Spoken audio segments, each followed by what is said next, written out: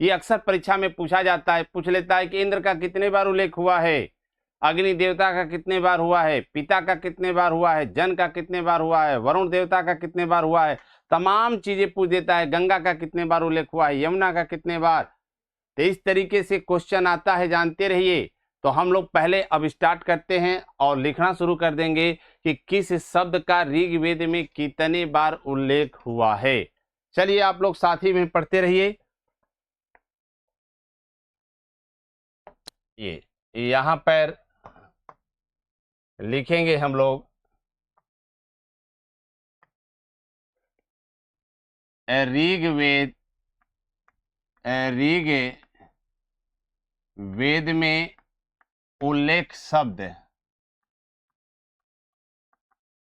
उल्लेख शब्द यानी किस शब्द का ऋग्वेद में कितने बार उल्लेख है। ठीक है भैया, इस चीजों को ध्यान दीजिएगा, किस शब्द का कितने बार उल्लेख है।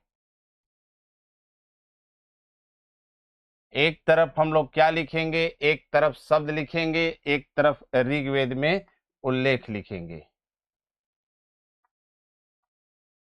इस तरीके से हम लोग बनाने का प्रयास कर लेंगे। यहां पर हम लोग लिख लेंगे शब्द, लिख लेंगे शब्द, और यहां ऋग्वेद में उल्लेख, ऋग्वेद में उल्लेख, उल्लेख। अब हम लोग लिखते चले जाएंगे और चीजों को बेहतर तरीके से जानते भी चले जाएंगे। यहाँ शब्द हो जाएगा, यहाँ पर ऋग्वेद में उल्लेख हो जाएगा, और शब्द लिखते चले हम लोग। आप भी पढ़ते चलिए और कमेंट भी करते चलिएगा, कोई दिक्कत होगा तो बताइएगा। चलिए भाई, जय हिंद, सबको जय हिंद। चलिए ठीक है भाई, वाराणसी के धरती से आप प्रणाम कर रहे हैं, हमारे तरफ से फुल आशीर्वाद पहुंच रहा है। लिखा जाए पिता का, ऋग्वेद में पिता का कितने बार उल्लेख है। तो पिता का कितने बार उल्लेख है भाई, तो 335 बार पिता का उल्लेख है, मिलता है। फिर माता का अगर पूछा जाए कि माता का कितने बार मिलता है, तो माता का 234 बार उल्लेख मिलता है। फिर उसके बाद जन का कितने बार मिलता है, तो जन का उल्लेख, ये जन एक संस्था है, बताएंगे हम आपको, 275 बार इसका उल्लेख मिलता है। फिर उसके बाद इंद्र देवता का कितने बार मिलता है, तो इंद्र का उल्लेख मिलता है आपको कितने बार भैया, तो इंद्र का जो उल्लेख है ये आपको 250 बार मिलता है, इंद्र देवता का। फिर पूछ ले आपसे कि अग्नि देवता का कितने बार उल्लेख है, अग्नि देवता का, तो अग्नि देवता का जो उल्लेख है ये आपको 200 बार आता है, 200 बार आता है।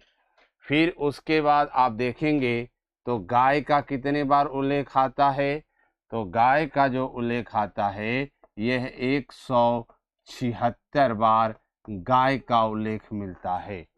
फिर उसके बाद विष का कितने बार उल्लेख मिलता है, तो विष का जो उल्लेख मिलता है वह आपको 171 बार उल्लेख है। फिर उसके बाद आगे आप आए तो एक विदथ, क्या है भैया, विदथ एक संस्था है, और विदथ संस्था का 122 बार उल्लेख हुआ है।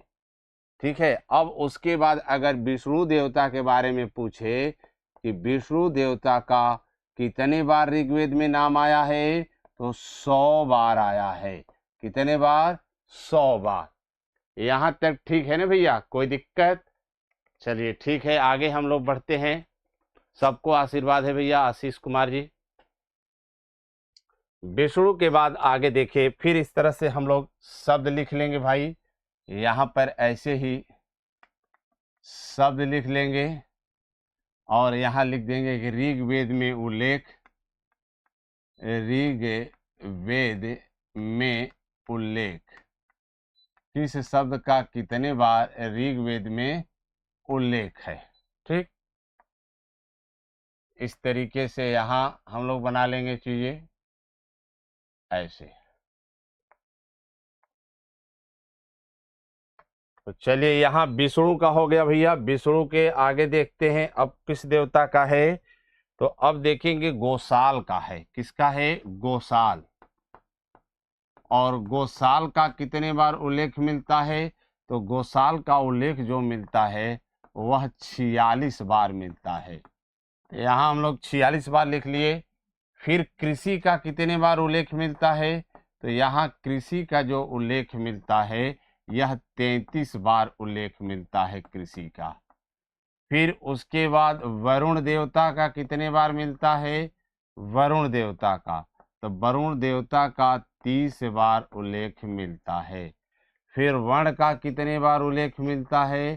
तो वर्ण का अगर उल्लेख की बात किया जाए तो इसका 23 बार उल्लेख मिलता है। फिर उसके बाद सेना का अगर पूछा जाए कि सेना का कितने बार मिलता है, तो सेना का उल्लेख 20 बार मिलता है। कितने बार भैया? 20 बार उल्लेख मिलता है। फिर आगे हम लोग देखें, फिर उसके बाद आएगा ब्राह्मण का। पूछेगा कि ब्राह्मण का कितने बार उल्लेख मिलता है, तो ब्राह्मण का 15 बार उल्लेख मिलता है। फिर उसके बाद ग्राम का कितने बार मिलता है, तो ग्राम का अगर देखा जाए तो ग्राम का जो मिलता है वह 13 बार मिलता है। 13 बार उल्लेख मिलता है। फिर उसके बाद अगर राष्ट्र की बात आएगी कि राष्ट्र का कितने बार उल्लेख मिलता है, तो राष्ट्र का जो उल्लेख मिलता है वह 10 बार उल्लेख मिलता है। ठीक है। फिर उसके बाद समिति का कितने बार मिलता है भैया, तो समिति का कितने बार है, तो समिति का 9 बार है। समिति का 9 बार। यहां तक क्लियर है ना भैया, किस शब्द का कितने बार ऋग्वेद में उल्लेख है। अभी शब्द और भी बचे हैं, उसे भी हम लोग लिख लेते हैं। यहां तक क्लियर है भैया। इसमें से इंपॉर्टेंट देखिए, तो इंद्र देवता है, अग्नि है, गाय के बारे में पूछ लेता है, और जन और विष दोनों के बारे में पूछा जाता है। ठीक है, आगे बढ़ते हैं हम लोग।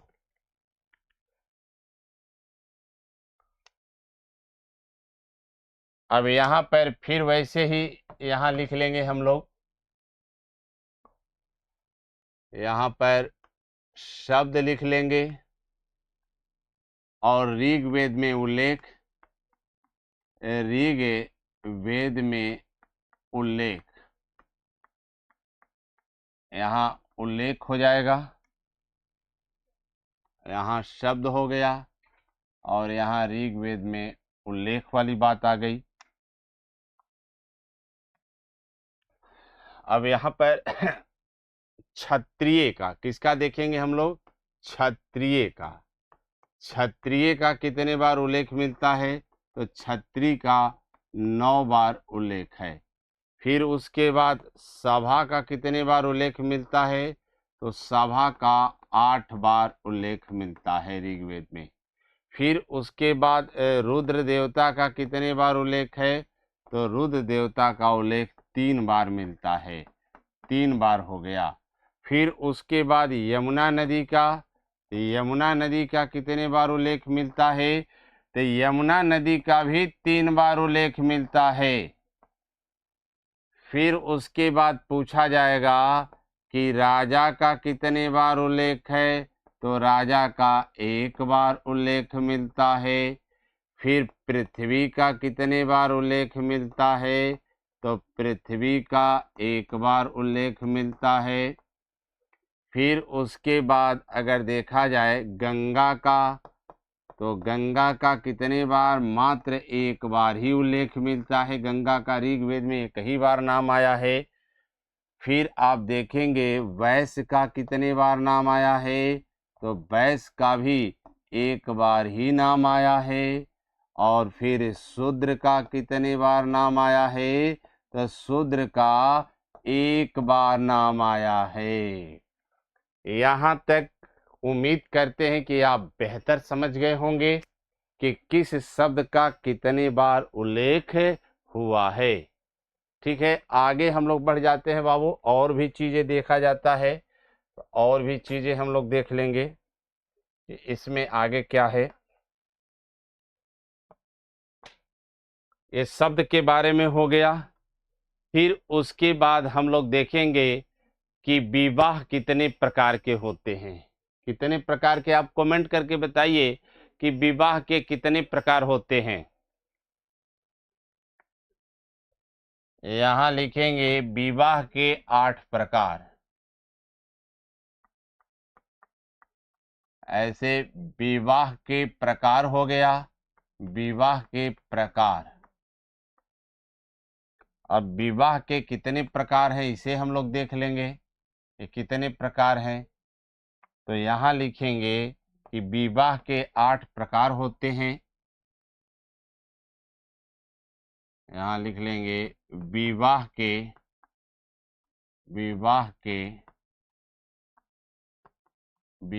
के 8 प्रकार होते हैं। 8 प्रकार होते हैं, यानी विवाह कितने प्रकार के होते हैं? 8 प्रकार के होते हैं। विवाह के 8 प्रकार होते हैं। 8 प्रकार जानते हैं भैया आप लोग? तो चलिए 8 प्रकार हम लिख देते हैं। ये 8 प्रकार कौन कौन हैं? पहले यहाँ से हम लोग नंबरिंग लिख देंगे। ये 1 नंबर हो जाएगा। ये कितने नंबर हो जाएगा? 1 नंबर। फिर 2 हो जाएगा, 3 हो गया, यहाँ 4 हो गया। ठीक, तो पहले नाम हम लोग लिख लें, कौन कौन विवाह है। तो यहाँ पर विवाहों में आपको ब्रह्म विवाह आता है। कौन विवाह? ब्रह्म विवाह। यहाँ ब्रह्म विवाह हो गया। फिर कौन सा विवाह है? फिर दैव विवाह है।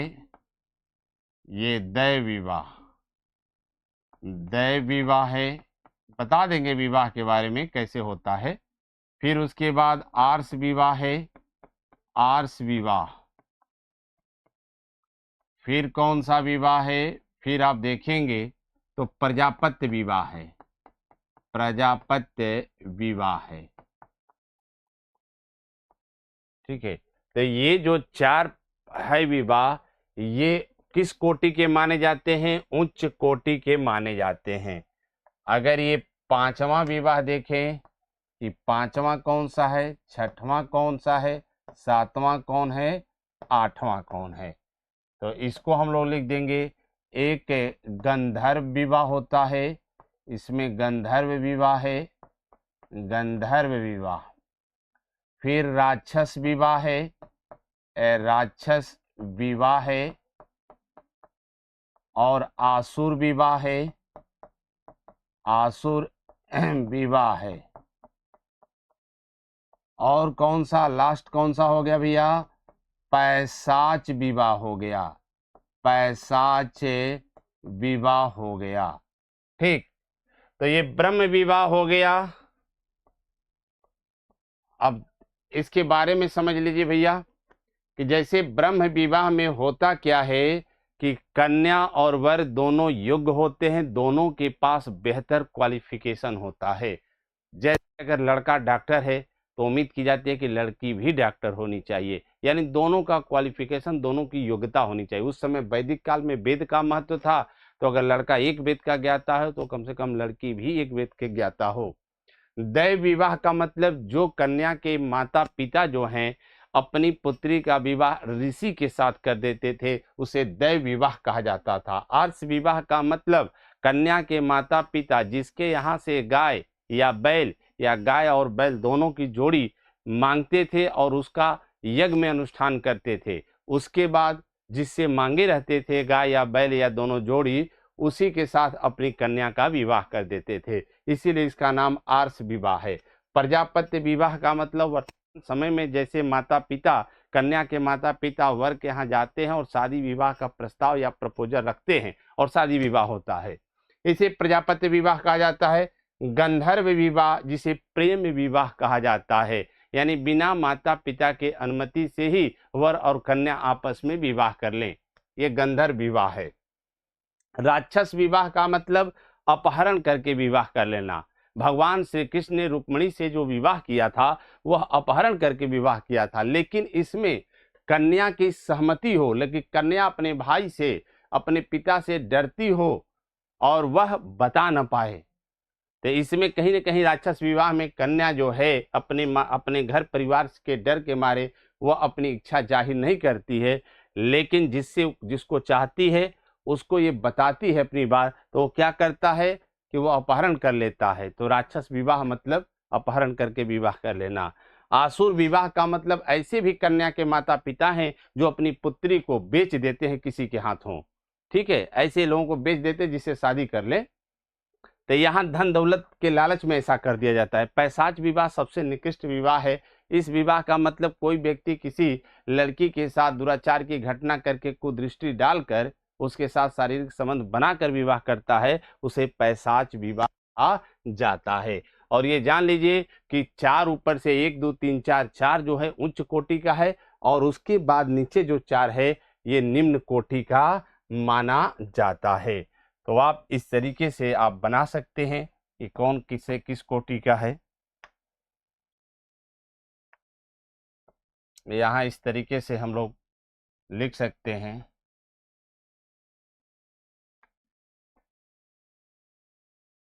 ये 4 जो है इस तरीके से, ये कौन सी कोटि होगा भैया, तो ये जो होगा ये इसको लिख देते हैं उच्च कोटि का है, उच्च कोटि, इसे उच्च कोटि का विवाह मानते हैं। और नीचे 4 वाला देखिए, इसको क्या मानते हैं, यहाँ पर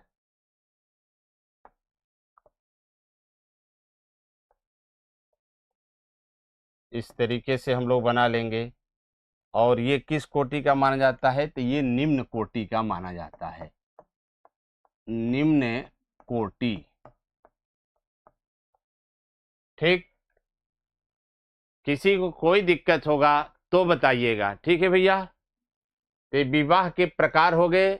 और उसके बाद अंतरजातीय विवाह 2 प्रकार के होते हैं।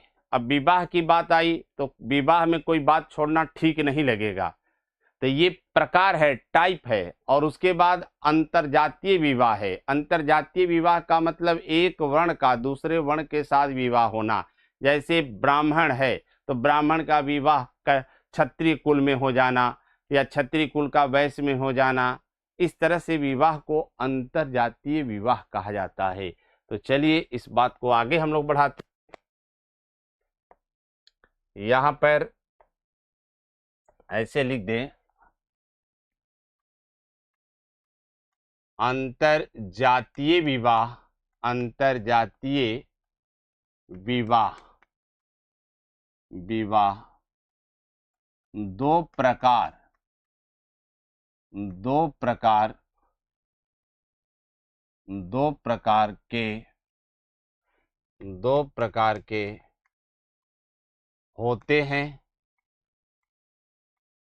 अब 2 प्रकार के होते हैं। अब 2 प्रकार यहाँ हम लोग लिख लेंगे। कौन सा प्रकार है भैया, तो यहाँ है प्रतिलोम विवाह, प्रतिलोम विवाह है, प्रतिलोम विवाह। और प्रतिलोम विवाह में क्या होता है कि यहाँ पर ऐसे आप कर सकते हैं, प्रतिलोम विवाह में इस तरीके से, यहाँ जो कन्या होगी, कन्या ये उच्च, कैसे होगी कन्या, ये जो होगी, ये कन्या जो होगी ये उच्च वर्ण की होगी, उच्च वर्ण की।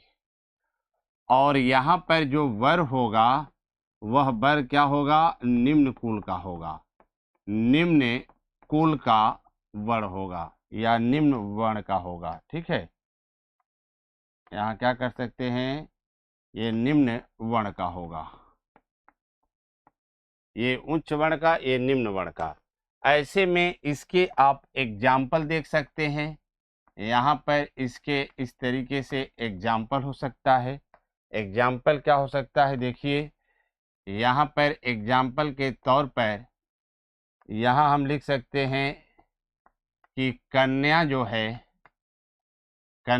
है ये क्या हो गई भैया, तो मान लीजिए कन्या हो गई, ये ब्राह्मण हो गई, क्या हो गई, ये कन्या ब्राह्मण हो गई, या मान लीजिए क्षत्रिय लिख देते हैं, क्षत्रिय हो गई। ठीक है, तो यहाँ पर वर क्या होगा, कन्या के अपेक्षा नीचे वर्ण का होगा। तो यहाँ पर अगर वर हो गया कि वर क्या होगा, तो वर होगा, मान लीजिए हमने वैश्य लिख दिया। तो यहाँ ध्यान देना है कि कन्या के अपेक्षा हमेशा वर निम्न कुल का होना चाहिए। अगर कन्या ब्राह्मण है तो वर क्षत्रिय भी हो सकता है, वैश्य भी हो सकता है, शूद्र भी हो सकता है। ठीक, हमेशा कन्या से वर को निम्न कुल का रखना है। ऐसे प्रतिलोम विवाह। और दूसरा कौन सा विवाह है भैया, तो यहाँ पर हम लोग देखेंगे कि दूसरे नंबर पर जो विवाह है उसे कहते हैं अनुलोम विवाह। अनुलोम विवाह बोलते हैं। और अनुलोम विवाह को भी इस टाइप से हम लोग बांट सकते हैं, जैसे ऊपर बांटे हैं ऐसे हम लोग कर सकते हैं। और फिर यहाँ पर हम लोग बातें लिख सकते हैं, यानी यहाँ पर हम लोग कन्या लिख सकते हैं, कन्या। और कन्या किस कुल की होनी चाहिए, तो यहाँ कन्या निम्न कुल की होगी या निम्न वर्ण की होगी। ठीक है, और यहाँ पर हम लोग देखेंगे कि जो वर है वह उच्च कुल का होगा या उच्च वर्ण का होगा। ठीक है, इस तरीके से हो जाएगा। और यहाँ पर हम लोग क्या देखेंगे कि यहाँ पर हम लोग एग्जाम्पल देखेंगे। एग्जाम्पल के तौर पर हम लोग लिख सकते हैं, जैसे हम लोगों ने इस तरीकों को अपनाया था। यहाँ पर कन्या हो गई, कन्या। तो यहाँ कन्या मान लीजिए क्या हो गई, यहाँ कन्या निम्न कुल की होनी है, तो कन्या को हम लोग यहाँ वैश्य बना दिए। ठीक, इसी के उदाहरण को उल्टा कर दिए। और वर को क्या बना दिए, तो वर को हम लोगों ने बना दिया क्षत्रिय। क्षत्रिय, समझ गए भैया, बेहतर तो समझ गए होंगे ना आप लोग। तो यहाँ अगर ऐसे विवाह होता है तो ऐसे विवाह क्या कहलाता है, अनुलोम विवाह। अनुलोम विवाह में कन्या निम्न वर्ण का, वर जो है उच्च वर्ण का होता है। प्रतिलोम में आपने देखा ही कि कन्या उच्च वर्ण की होती है और वर निम्न वर्ण का होता है। इन दोनों को हमने उदाहरण के साथ समझा लिया। अब विवाह वाला मामला हो गया। फिर उसके बाद हम लोग अब क्या चलेंगे, अब ये जानना चाहेंगे कि किस वेद के, देखिए हर एक वेद के अपने ग्रंथ होते हैं। जैसे ब्राह्मण ग्रंथ होते हैं, आरण्यक ग्रंथ होते हैं और उपनिषद होते हैं। तो उस पर हम लोग चर्चा करेंगे। ठीक है, यहाँ आगे बढ़ते हैं भैया।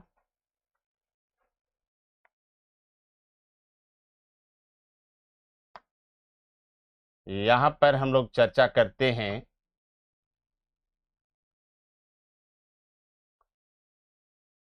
यहाँ इस तरीके से एक बॉक्स के माध्यम से सारी बातें हम लोग बना सकते हैं।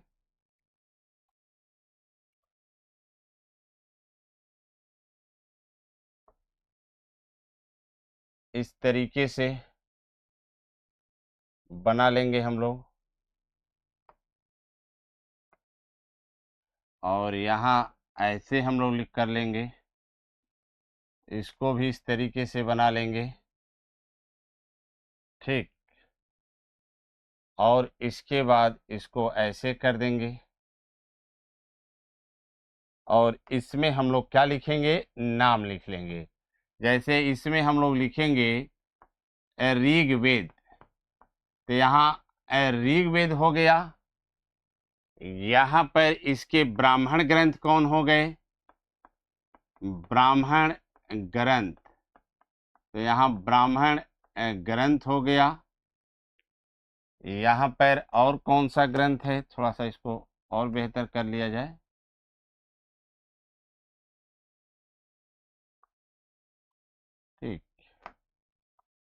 यहाँ पर ऐसे कर लिया जाए, ये हो गया ब्राह्मण ग्रंथ हो गया, ग्रंथ। यहाँ कौन हो गया, यहाँ उपनिषद हो गया, उपनिषद हो गया। और यहाँ पर क्या हो गया, आरण्यक ग्रंथ। आरण्यक ग्रंथ का मतलब जो जंगल में लिखा गया ग्रंथ है। तो इस तरीके से हम लोग यहाँ इसके ब्राह्मण ग्रंथ का नाम भी लिख लेंगे, कौन कौन से इसके ब्राह्मण ग्रंथ है। फिर उसके बाद इसके आरण्यक ग्रंथ को भी हम लोग देख सकते हैं। किसको देखेंगे भैया, आरण्यक ग्रंथ को देख सकते हैं। कौन कौन से आरण्यक ग्रंथ हैं, और इसके उपनिषद को भी हम लोग देख सकते हैं। ठीक, तो चलिए इस पर हम लोग लिख लें। आप भी इस चीज़ों को ऐसे ही बनाकर आप लोग लिख लीजिएगा। जैसे यहाँ पर ऐतेरेव, ये ऐत्रेय क्या है भैया, तो ये ऐत्रेय ब्राह्मण ग्रंथ है। ठीक, और कौन सा है इसके, तो इसके है कौशितको, कौशितको है। तो अब समझ में आ गया कि त्रेय और कौशितको किसके ब्राह्मण ग्रंथ है, तो ये ऋग्वेद के ब्राह्मण ग्रंथ है। यहाँ पर आरण्यक ग्रंथ भी वही है। यहाँ ऐत्रेय हो गया, ऐत्रेय हो गया, और यहाँ क्या हो गया, कौशितको हो गया, कौशितको हो गया।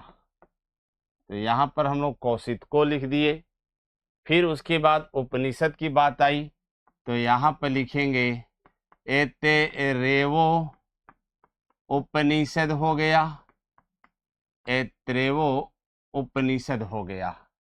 फिर उसके बाद कौन सा उपनिषद लिखेंगे, तो फिर यहाँ हम लोग लिख सकते हैं कौशितको उपनिषद, कौशितको उपनिषद। ठीक, तो यहाँ कंफर्म हो गया कि किस वेद का क्या क्या ग्रंथ है। ब्राह्मण ग्रंथ ऐत्रेय है, कौशितको है, यही आरण्यक ग्रंथ है, और यही उपनिषद है। इसमें ऐत्रेय उपनिषद हो गया, कौशितको उपनिषद हो गया। ठीक है, ऐसे में हम लोग एक और इसमें पार्ट्स बना सकते हैं। इसमें हम लोग यहाँ बना सकते हैं, यहाँ ऋग्वेद हो गया, अब यजुर्वेद वाला बना सकते हैं।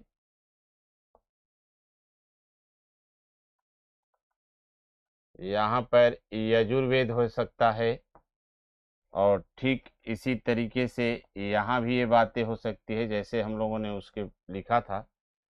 फिर उसके बाद यहाँ भी ऐसे हो जाएगा, मामला बन जाएगा।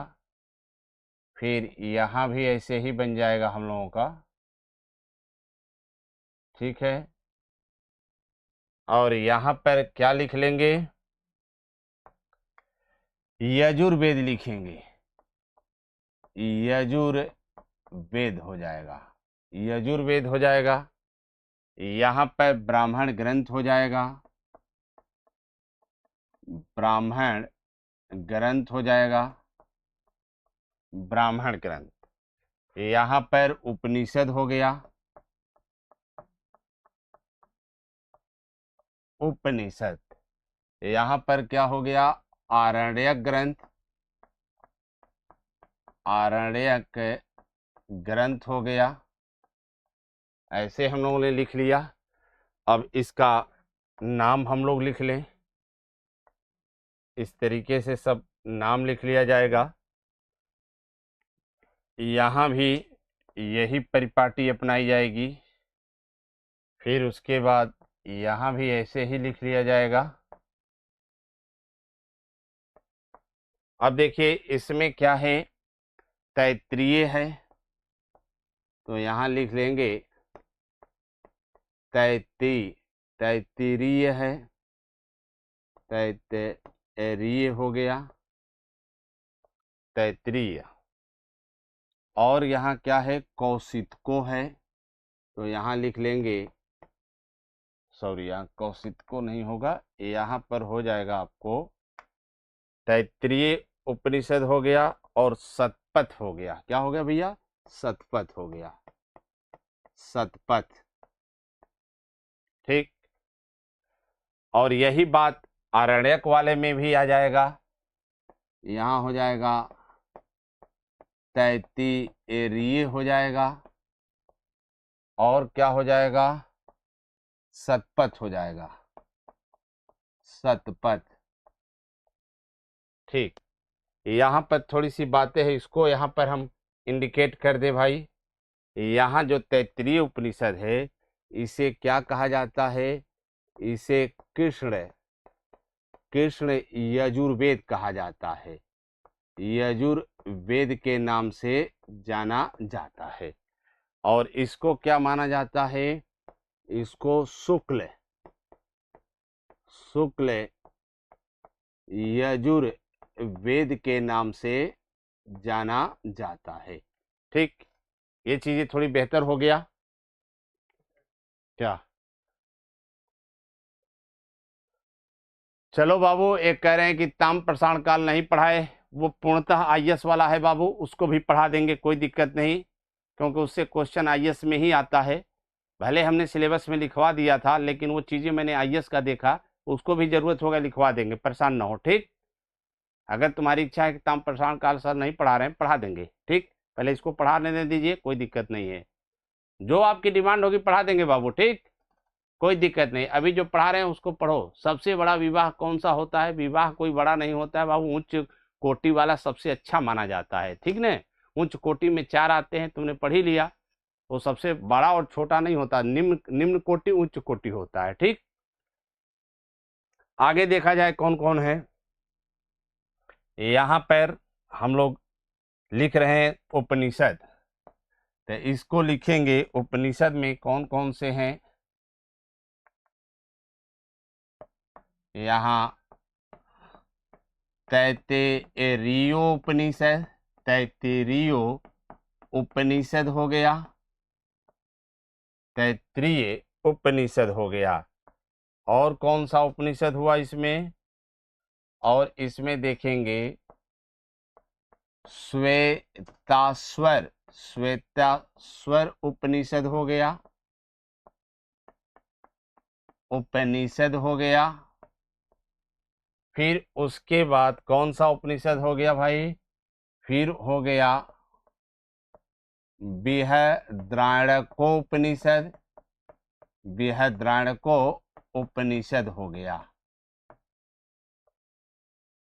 ठीक, और कौन सा उपनिषद है, यहाँ पर कठोपनिषद हो गया, कठोपनिषद हो गया।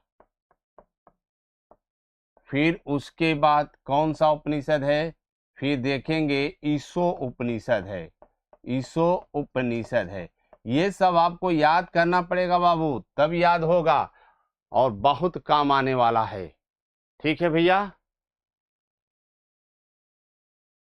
ठीक, आप परेशान ना हो, ताम प्रसारण काल मैंने कह दिया तो पढ़ा देंगे, आपकी इच्छा है तो पढ़ा देंगे, कोई टेंशन ना हो, जो पढ़ा रहे हैं उसको पढ़िए। ठीक है, आपकी बात मैंने सुन ली, यहाँ तक क्लियर है, यहाँ तक बताइए कि एस लिखिए कि हाँ सर एकदम क्लियर है, कोई दिक्कत नहीं।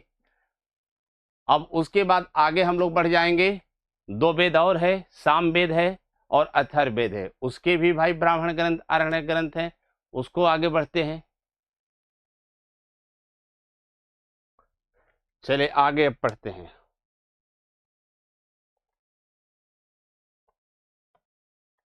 अब यहाँ पर हम लोग इस तरीके से बना लेंगे बाबू,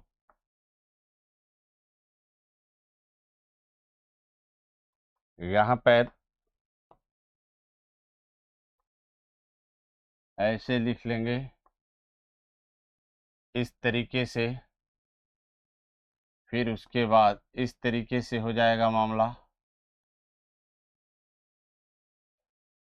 फिर अब नाम हम लोग लिख लेंगे, यहाँ पर नाम की ज़रूरत पड़ेगी। फिर यहाँ भी जरूरत पड़ेगी, फिर यहाँ भी हम लोग नाम की आवश्यकता आएगी, तो ऐसे बना लें और नाम लिख लें। यहाँ पर हम लोग लिखेंगे सामवेद, सामवेद, और यहाँ पर लिखेंगे आपको ब्राह्मण ग्रंथ, ब्राह्मण ग्रंथ, ठीक है। और यहाँ पर लिखेंगे यहाँ पर उपनिषद लिख लेंगे, उपनिषद लिख लेंगे बाबू। यहाँ पर क्या लिखेंगे, आरण्यक ग्रंथ लिखेंगे, आरण्यक ग्रंथ लिखेंगे, ठीक है। अब यहाँ ब्राह्मण ग्रंथ कौन कौन है, तो यहाँ ब्राह्मण ग्रंथ जो है ये पंचविश है, पंचविश हो गया, और कौन सा हो गया, ये षणविश हो गया, षणविश हो गया, और कौन सा हो गया, ये जैमिनीय हो गया, जैमिनीय हो गया। यहाँ पर हम लोग आरण्यक ग्रंथ देखा जाए तो यहाँ पर छांदोग्यो हो गया, छांदोग्यो हो गया, और यहाँ पर जैमिनीय हो गया, जैमिनीय। फिर उसके बाद उपनिषद की बात किया जाए तो यहाँ कौन से उपनिषद हो गया, तो यहाँ उपनिषद में हो गया छांदोग्यो उपनिषद, छांदोग्यो उपनिषद हो गया। फिर कौन सा उपनिषद हो गया, फिर केनो उपनिषद हो गया, केनो उपनिषद, तो यहाँ केनो उपनिषद हो गया। ये सामवेद का रहा। अब उसके बाद हम लोग अथर्ववेद का देखेंगे कि अथर्ववेद का क्या है। इस तरीके से हम लोग यहाँ बना सकते हैं अथर्ववेद का।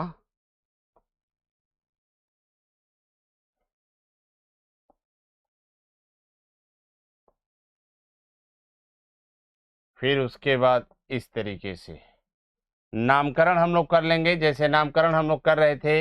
यहाँ हो गया अथर्ववेद हो गया, अथर्ववेद हो गया।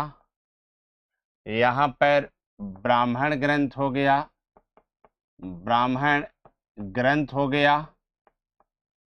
यहाँ पर उपनिषद हो गया, उपनिषद हो गया। फिर उसके बाद यहाँ आरण्यक ग्रंथ हो गया, आरण्यक ग्रंथ हो गया। अब इसका हम लोग क्या करेंगे, नाम लिख लेंगे।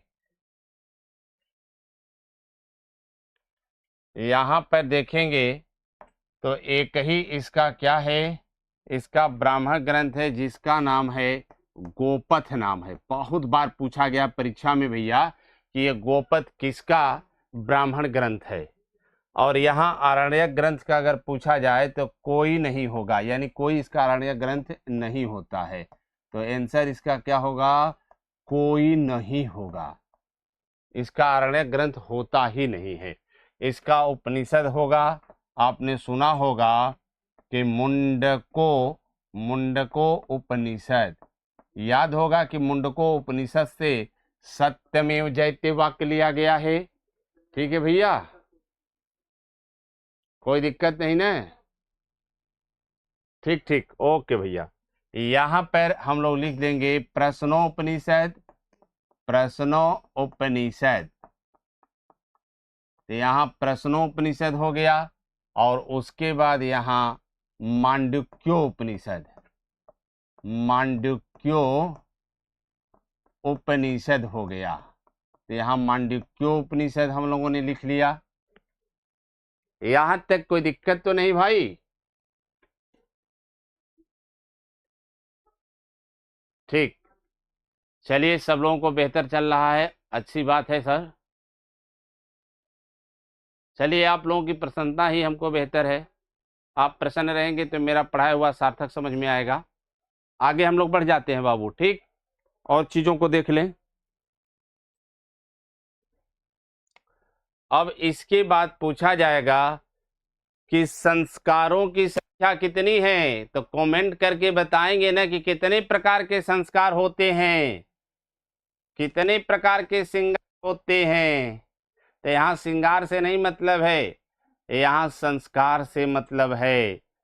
आप बताइए आंसर कि विवाह का संस्कार, विवाह एक संस्कार है, वह गिनती में कितने नंबर पर आता है? कुछ आप लोग भी प्रयास करिए, आप लोगों के लिए क्वेश्चन हम पूछ देते हैं, ठीक।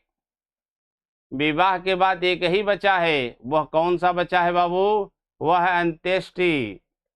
यह ऐसा संस्कार है कि खुद आप ही के नाम पर फंक्शन होता है और आप ही उस फंक्शन में अब्सेंट रहते हैं। तो विवाह के बाद एक ही बचता है, ठीक है। चेहरा ठीक नहीं है, क्यों? हाँ, आगे देखिए भैया, तो हम लोग अब क्या करेंगे? संस्कार, यानी संस्कारों की संख्या कितनी है? 16 है। किसी ने नहीं लिखा बाबू? हाँ लिखो बाबू, संस्कारों की संख्या कितनी है? 16 है। ये 4 कौन? आशीष कुमार लिख रहे हो भाई? संस्कार 16 है। देखिए हम लोग अभी लिखते हैं यहाँ, संस्कार 16 प्रकार के, 16 प्रकार के होते हैं। संस्कार कितने प्रकार के होते हैं भैया? 16 प्रकार के संस्कार होते हैं। तो 16 प्रकार के संस्कार हम लोग लिख लेंगे, जान जाएंगे कि 16 प्रकार के कौन कौन संस्कार होते हैं। तो इसका हम लोग नाम भी लिख लेंगे, नामकरण भी कर लेंगे 16 संस्कारों का। यहाँ पर नामकरण हो जाएगा,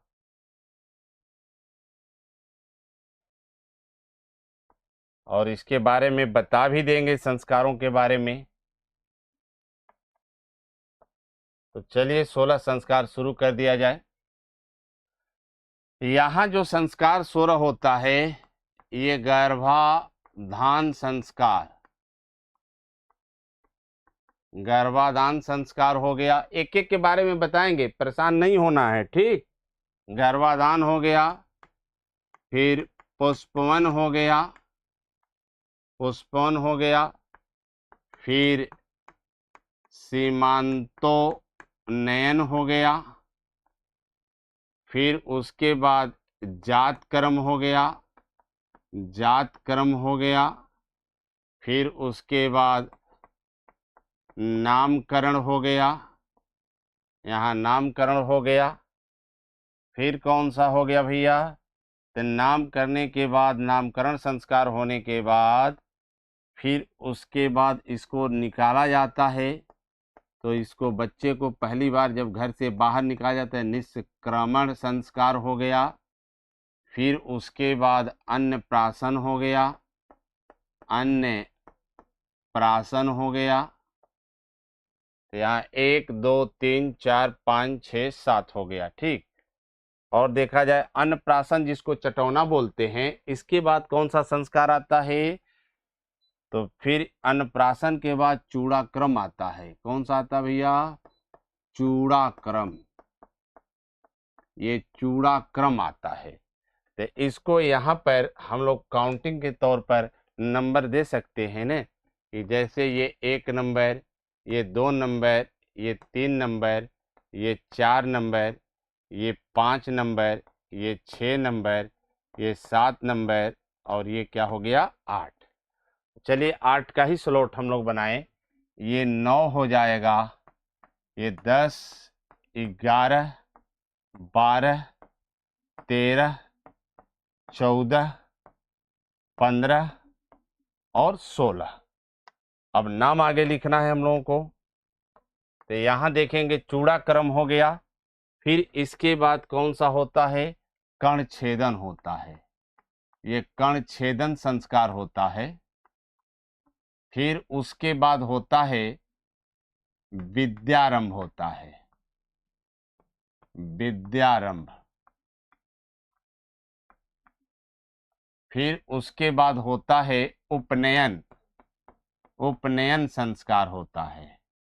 फिर वेदारंभ होता है, वेदारंभ होता है। फिर उसके बाद वेदारंभ के बाद ये केशांत होता है, केशांत। क्या होता है भैया? केशांत होता है। फिर उसके बाद ये समावर्तन होता है, समावर्तन। फिर क्या होता है? विवाह होता है। और उसके बाद क्या होता है? अंत्येष्टि होता है। कौन सा होता है? अंत्येष्टि। ठीक। अब देखिएगा, विवाह में आप देखेंगे कि गर्भाधान, जब पहली बार माता के गर्भ में जीव आता है तो गर्भाधान संस्कार किया जाता है। वर्तमान समय में लोक लज्जा के मारे नहीं किया जा रहा है, जिसे गोद भराई कहा जाता है।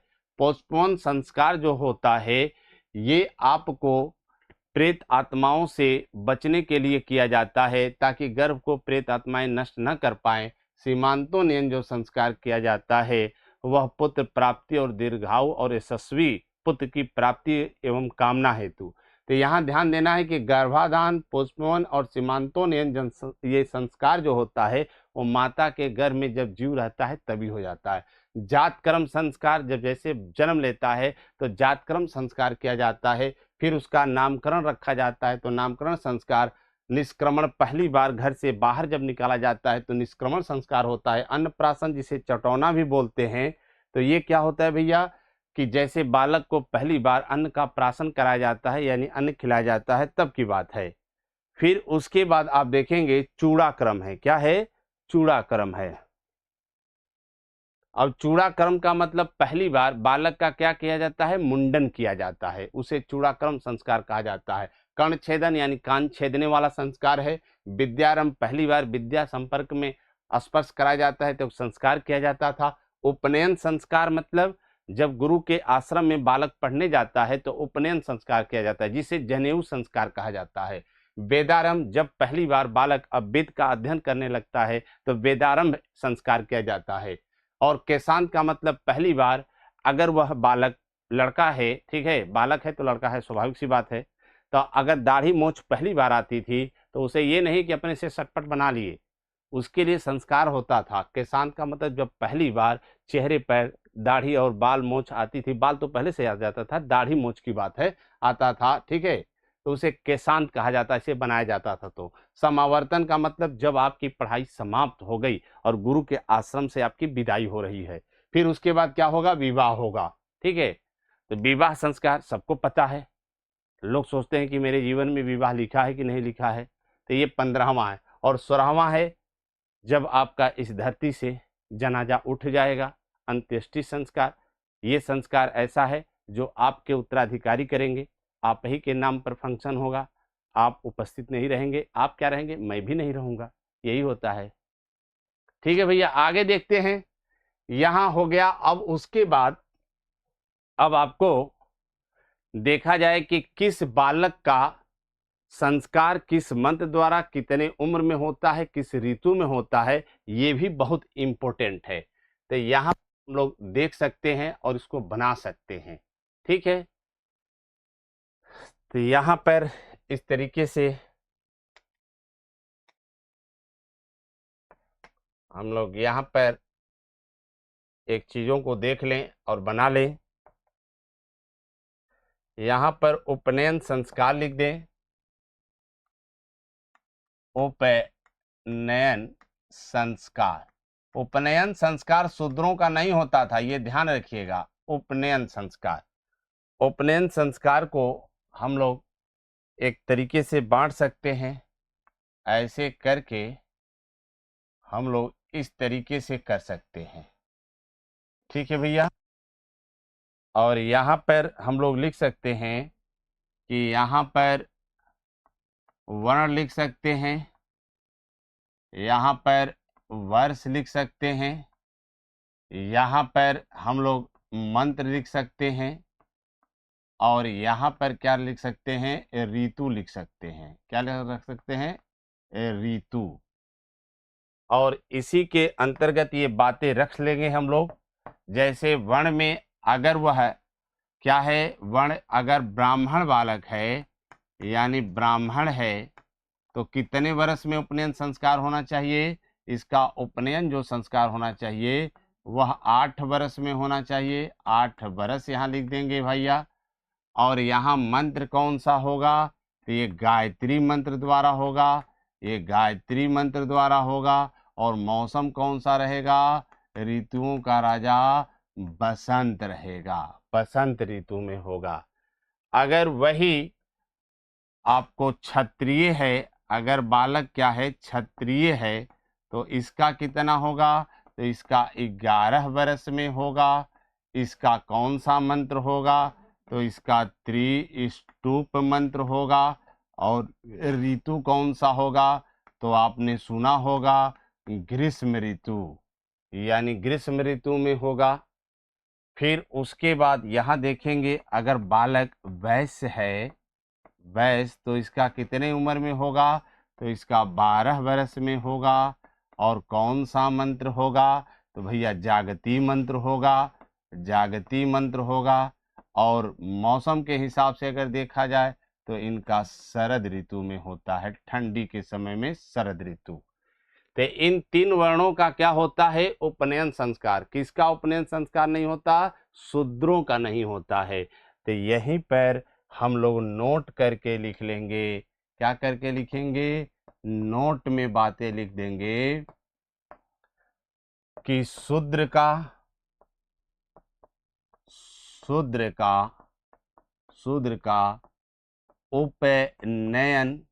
उपनयन संस्कार नहीं होता था। क्लियर हो गया। फिर आप यहाँ पर लिख सकते हैं कि ब्राह्मण,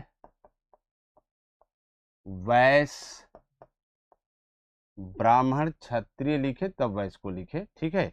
ब्राह्मण हो गया, क्षत्रिय हो गया और वैश्य, इन तीनों को क्या कहा जाता है, तो ये ध्यान रखिएगा, इन तीनों को एक शब्द में जोड़ा गया है जिसका नाम है द्विज।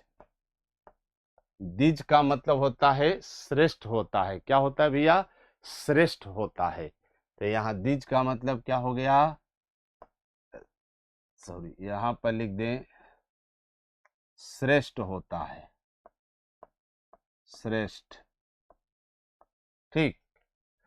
तो आज जो आप लोगों ने देखा कि आज की क्लास यही तक हम लोगों की चलेगी। कल फिर वैदिक सभ्यता में आगे बढ़ेंगे। बहुत सी इंपॉर्टेंट चीजें अभी बाकी रह गई है जो कल पूरा होगा। कल क्या मतलब, मंडे को नहीं जी।